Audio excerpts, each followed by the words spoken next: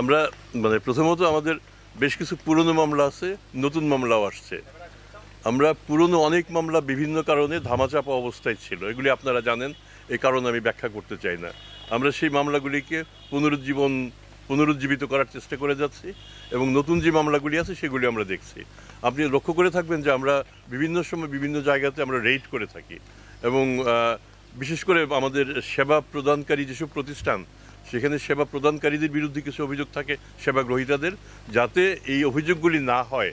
আমরা কিন্তু কাউকে শাস্তি দেওয়ার জন্য আমাদের উদ্দেশ্য এটা করা না, যাতে সেবাদাতা এবং সেবা গ্রহীতার মধ্যে একটা ভালো যোগসূত্র স্থাপিত হয়, সেটার জন্য আমাদের করা। আপনার আরেকটা প্রশ্ন ছিল সাবেক প্রধানমন্ত্রী শেখ হাসিনা সংক্রান্ত।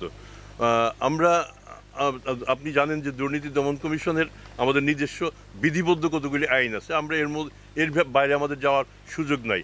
দুর্নীতিও বাংলাদেশে অনেক ধরনের দুর্নীতি আছে, কিন্তু আমাদের এটা খুব সীমাবদ্ধ। আমরা সরকারি লোক, সরকারি অর্থ, টাকা পয়সা পাচার, অবৈধ আয়, এগুলি হচ্ছে আমাদের ইস্যু। আমরা এর মধ্যে থাকার চেষ্টা করি, এর বাইরে যাওয়ার আমাদের সুযোগ নাই।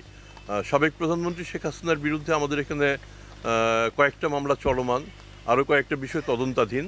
তদন্ত করে শেষ পর্যন্ত যদি প্রমাণিত হয় আমরা মামলা মোকদ্দমায় চলে যাব। আমরা সোশ্যাল মিডিয়া না, পত্রিকা তো এসছে, এটা আমাদের চোখে পড়েছে এবং মানে এই সরকার সম্পর্কে আমার মনে হয় আমাদের একটা ধারণা পাওয়া দরকার।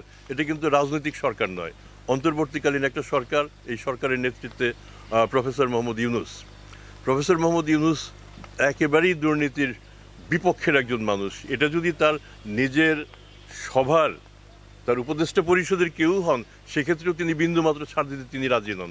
আর আমাদের যে বিধিবদ্ধ আইন, তাতেও এখানে ছাড় দেওয়ার কোনো সুযোগ নাই।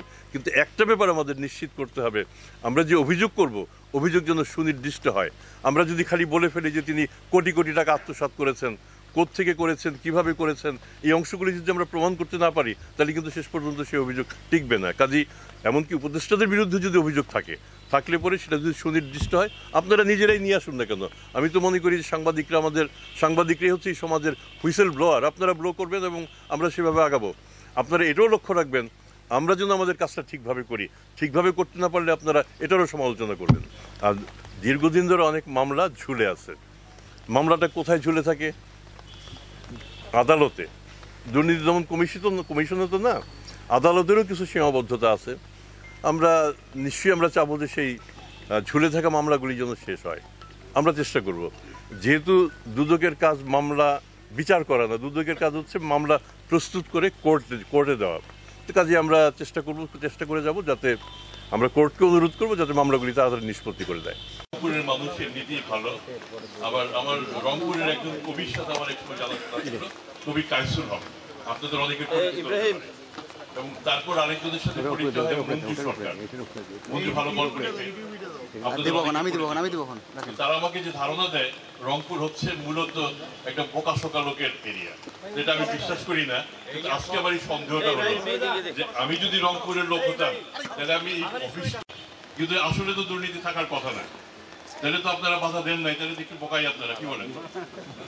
এখন আমি যেটা আমি ঘোষণা করে যাচ্ছি, যখন সত্যি আপনারা ঘোষণা করতে পারবেন যে রংপুরে দুর্নীতি নাই, এই অফিসের কোনো দরকারই নাই, এই অফিসটা আপনারা দখল করে দেবেন, এখানে সাংস্কৃতিক কর্মকাণ্ড হবে, এখানে এথিক্স স্টাডি হবে, সঙ্গীত হবে, সবকিছু হবে, এটা হবে সেই কেন্দ্র।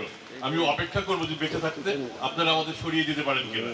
তখন আমরা সবাইকে ঢাকায় টেনে নিয়ে যাব, এই অফিসের কোনো দরকার হবে না, এটা হবে রংপুরের সাংস্কৃতিক কেন্দ্র। ঠিক আছে? তার মানে এখন হাততালি দিলেন মানেই হলো আপনারা স্বীকার করে নিলেন যে রংপুরে শেষ পর্যন্ত দুর্নীতি থাকবে না এবং দুর্নীতি কমে যাবে। দুর্নীতি যে থাকবে না এবং দুর্নীতি এটাকে ভালো হবে, তার বড় প্রমাণ হবে আমার অফিসটা কিরকম হবে 1.5-2 বছরের মধ্যে, আমরা সেটাকে প্রথম দেখবো। তো আপনারা সবাই সাহায্য করবেন। আজকে কষ্ট করে যারা এই সকালবেলা আধো বৃষ্টির মধ্যে এসছেন, সবার কাছে আমার অনেক কৃতজ্ঞতা। রংপুর